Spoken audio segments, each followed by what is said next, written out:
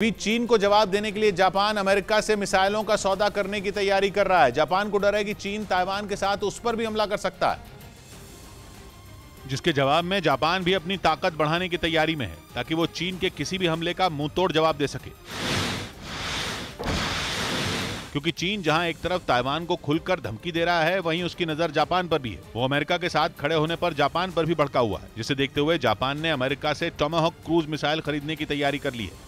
America की इस cruise missile का इस्तेमाल वहां की नौसेना करती है, जो 2500 किलोमीटर तक वार करने में सक्षम है, और इसीलिए जापान की सेना इसे जल्द से जल्द अपने बेड़े में शामिल करना चाहती है। जापान ने पहले ही अपने रक्षा बजट को अगले 5 साल में दुगना करने का मन बना लिया है। वहां के मीडिया के मुताबिक जापान सरकार अगले 5 साल में डिफेंस पर 40 ट्रिलियन येन यानी भारतीय रुपयों में करीब 23 लाख करोड़ खर्च करने की तैयारी कर रही है।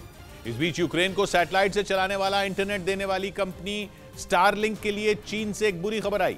पता चला है कि चीन ने एक ऐसी तकनीक ढूंढ निकाली है जो स्टारलिंक के सैटेलाइट के लिए खतरा बन सकती है।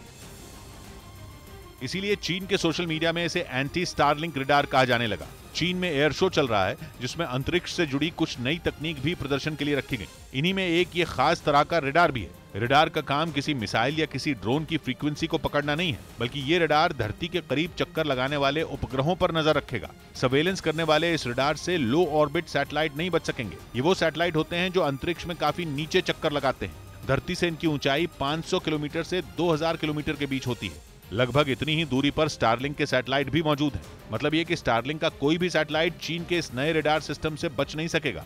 और हथियारों पर नजर रखने वाले दावा कर रहे हैं कि इसी रडार की मदद से सैटेलाइट को नष्ट भी किया जा सकेगा। हजारों लो ऑर्बिट सैटेलाइट अंतरिक्ष में भेजकर इलॉन मस्क की कंपनी हाई स्पीड इंटरनेट का कारोबार कर रही है। और इन सैटेलाइट की मदद से स्टारलिंक धरती के किसी भी कोने पर हाई स्पीड इंटरनेट देने का दावा करती है। लेकिन अगर उनके सैटेलाइट हमले का शिकार होने लगे तो वो दुनिया के किसी भी हिस्से में कारोबार नहीं कर पाएंगे। स्टारलिंक इसलिए भी विवादों में है क्योंकि पिछले कुछ महीनों से एलॉन मस्क अंतर्राष्ट्रीय कूटनीति का किरदार भी बन गए थे। अमेरिका के इशारे पर वो जंग में यूक्रेन की मदद कर रहे हैं। हालांकि वो ताइवान को भी हाई स्पीड इंटरनेट देने की पेशकश कर चुके हैं। ऐसा उन्होंने तब किया था जब ताइवान के मुद्दे पर जंग छिड़ने के आसार दिख रहे थे। ऐसा लग रहा था कि चीन पहले ताइवान तक पहुंचने वाली इंटरनेट की तारें काटेगा और उसके बाद ताइवान पर हमला कर देगा। उसी वक्त एलॉन मस्क ने ऐलान किया था कि उनकी कंपनी ताइवान को हाई स्पीड इंटरनेट देगी।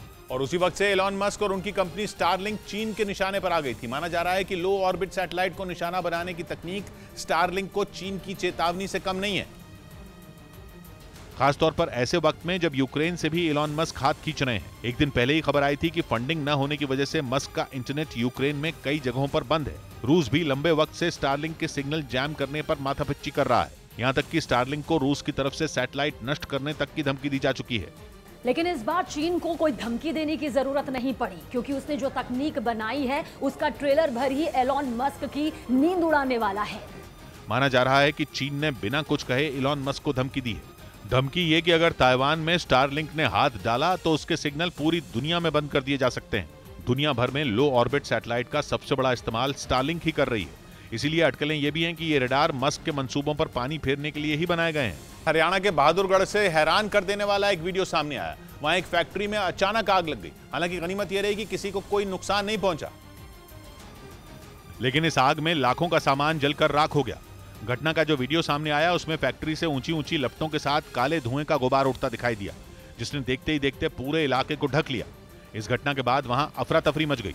हालांकि वहां के कुछ कर्मचारी खुद ही आग को बुझाने में लग गए, लेकिन वो इतनी भयानक हो चुकी थी कि उसे बुझा पाना आसान नहीं था। घटना की जानकारी मिलने के बाद मौके पर फायर ब्रिगेड की टीम पहुंच गई, जिसके बाद आग बुझाने का काम शुरू किया गया और कई घंटों की मेहनत के बाद आग को बुझा लिया गया।